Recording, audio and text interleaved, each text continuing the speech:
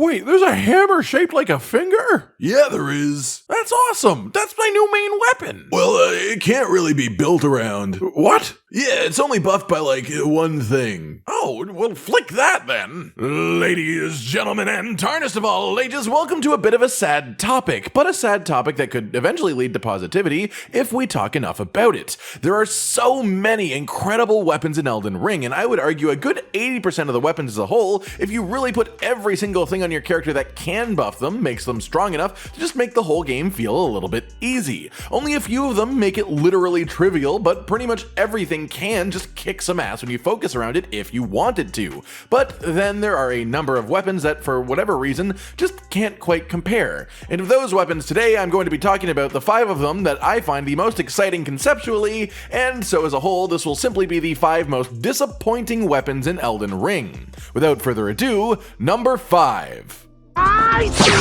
Dragon Halberd. Some people I still see using this one around the place, and so that's why it's only the 5th most disappointing weapon to me. It still has its uses, just it's not great. This weapon is extremely cool, and visually it's just goddamn gorgeous, but the weapon skill is just spinning slash with an extra effect, which is neat, but considering that it is one of only 2 ice lightning weapons in the entire game, you'd think it might get something a touch more unique to its name. When you use spinning slash with this weapon, it actually infuses it with ice lightning, which then brings us to the next point of disappointment. It infuses it with a flat 130 AR of ice lightning. Whether the weapon is fresh out the box, base stats, or upgraded to +10, it gives you 130 regardless. As a result, this weapon is sort of incredible when you first find it, but it scales so poorly as a result of its buff not increasing alongside you that by the time you reach the later stages of the game, it just isn't really worth using anymore. Not over another halberd, not over the other ice lightning weapon in the dragon scale blade katana, as katanas also just have an exceptional moveset,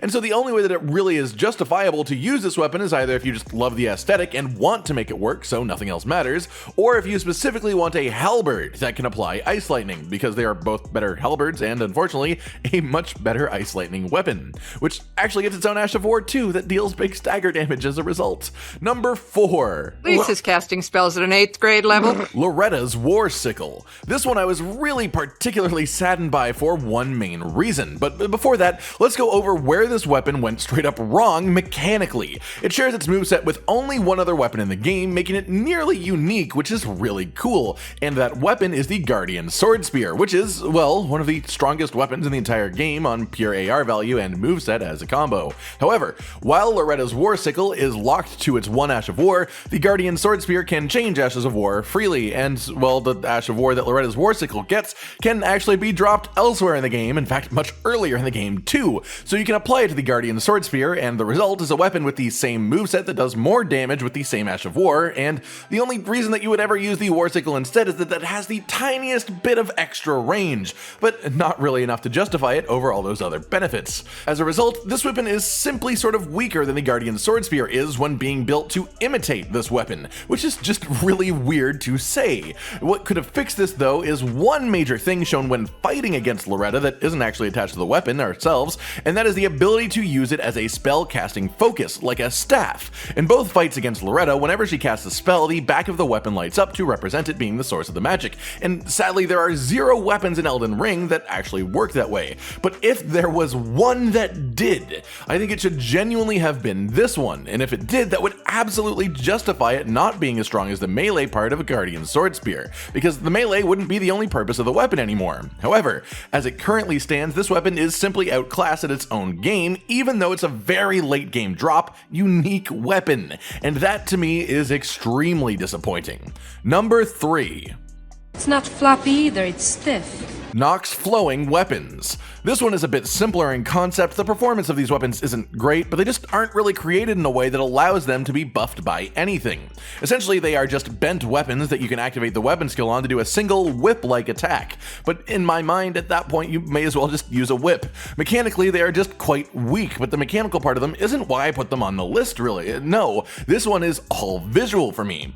These flowing weapons, when used against you, stretch with nearly every hit, flopping around like crazy, and yes, it is silly, and yes, I love it because I love silly things, and yes, that is exactly why I'm disappointed by our own version of both the sword and the hammer once we unlock them for ourselves. They simply don't have the same physics once we are holding them. They don't flop around as you move or when you attack. The only time they enter their flowing mode and live up to their name is when you hit the weapon skill specifically, which simply isn't a strong enough skill to justify using the weapon as a whole by itself. I would have loved if these got some sort of unique R2 or something at the very least, maybe something like the Arumi whip gets where it flings forwards out to a pointed thrust, which I've always really loved the concept of, but hey, that line of thought simply wasn't applied to these weapons, and that leaves me feeling a little bit empty inside. Number 2.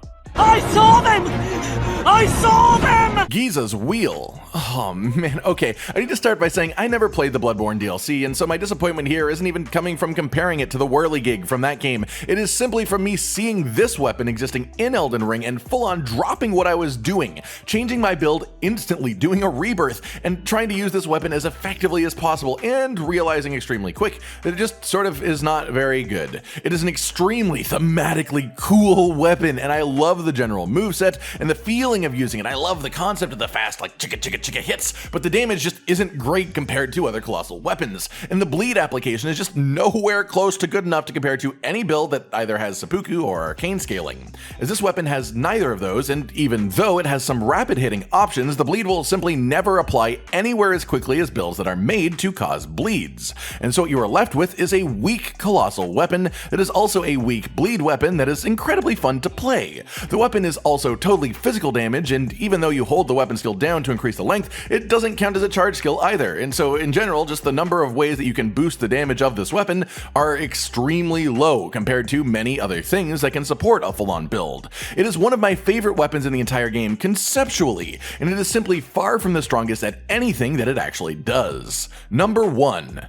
I'm little Johnny Frostbite, moving around, freezing you up, freezing you down like an icicle. Frozen Needle. This final one here is the one that I find the most disappointing, and it is a really weird one for me. This was another weapon that I tried to use as my main the second I stumbled upon it super early into my playthrough. This one was before I even had the ability to rebirth unlocked, so I just used it with what I had. The main selling point of this weapon is that the R2 fires out the icicle blade of the weapon like a projectile, which is just incredibly badass to me. The rapier that thrusts so hard, the blade disconnects and fires out of it only to reform instantly. Unfortunately though, for whatever reason, this is a charged attack. The game simply doesn't count as a charged attack. The Axe Talisman and equivalent Wondrous Flask mixture have no effect on it at all. It doesn't count as magic damage, even though it is an ice-based projectile, and the weapon skill on this weapon is Impaling Thrust, with no ability to change it at all, and the result is another weapon that is extremely awesome as a concept, but simply pales in comparison to the majority of other weapons in the game, and most importantly, the other weapons in its class.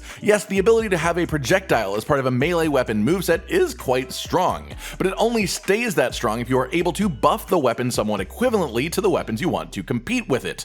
Otherwise, it simply becomes a secondary weapon, a side tool that you pull out of your pocket in niche situations. With this one, for me, there are two main ways that this could have been fixed very easily. Firstly, if the charged heavy attacks counted as charged heavy attacks, then the damage would be far more than good enough to actually use. Or alternatively, even without that, make it able to have Ashes of War applied to it and change the weapon skill so you can customize it how it needed to work to make it more functional. As it stands, the best part of this weapon and the projectile is how well you can move around the battlefield with it, as there are actually 3 ways to fire off the heavy attack that have different results on where your player winds up afterwards. An uncharged heavy pushes you forwards, a full charged heavy keeps you locked on the spot, and if you start charging and then hit the backstep button to cancel, you will jump backwards while still firing off a small projectile in the front.